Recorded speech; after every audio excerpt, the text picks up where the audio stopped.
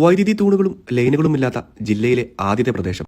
അതാണ് കൽപ്പറ്റ ബൈപ്പാസിനോട് ചേർന്ന് സംസ്ഥാന സർക്കാർ ദുരന്തബാധിതർക്കായി ഒരുക്കുന്ന വയനാട് ടൗൺഷിപ്പ്. ടൗൺഷിപ്പിൽ നിർമ്മിക്കുന്ന എല്ലാ വീടുകളുടെ മുകളിലും സോളാർ പാനൽ സ്ഥാപിക്കും. അക്ഷരാർത്ഥത്തിൽ സോളാർ വിപ്ലവം തന്നെ നമുക്ക് ഇതിനെ പറയാം. നിലവിൽ ആദ്യഘട്ടത്തിൽ പൂർത്തിയായ 178 വീടുകളുടെ മുകളിലാണ് സോളാർ പാനൽ സ്ഥാപിച്ചിരിക്കുന്നത്. എല്ലാ വീടുകളുടെയും മുകളിൽ സൗരോർജ്ജ സംവിധാനം സ്ഥാപിക്കുന്നതോടെ വയനാട്ടിലെ ഏറ്റവും വലിയ സൗരോർജ്ജ ഉൽപാദന കേന്ദ്രമായി തന്നെ നമ്മുടെ ടൗൺഷിപ്പ് മാറും. എല്ലാ വീടുകളിലും 2 കിലോ വാട്ടിന്റെ സോളാർ പാനലുകളാണ് സ്ഥാപിച്ചത്.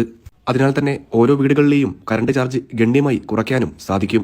വീട്ടിലെ മുഴുവൻ ഉപകരണങ്ങളും പ്രവർത്തിച്ചാലും 2 kVയിൽ കൂടുതലായാൽ മാത്രമേ കറണ്ട് ചാർജ് ഉണ്ടാവൂ. ഇതുകൂടാതെ ടൗൺഷിപ്പിലെ തെരുവുകൾ പ്രവർത്തിപ്പിക്കാൻ 100 kVയുടെ സോളാർ പാനലുകൾ പൊതുയിടങ്ങളിലും സ്ഥാപിക്കും. മുകളിലേക്ക് മറ്റൊരു നില കൂടി നിർമ്മിക്കുകയാണെങ്കിൽ ഈ സോളാർ പാനലുകൾ മാറ്റി സ്ഥാപിക്കാനും സാധിക്കും.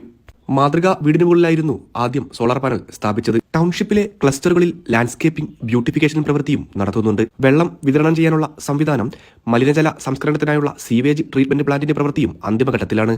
ടൗൺഷിപ്പിലെ പ്രധാന റോഡുകളിലെ ടാറിംഗ് പ്രവൃത്തിയും ആരംഭിച്ചു. 11.42 കിലോമീറ്റർ പാതയാണ് ടൗൺഷിപ്പിന് ഉള്ളിലുള്ളത്.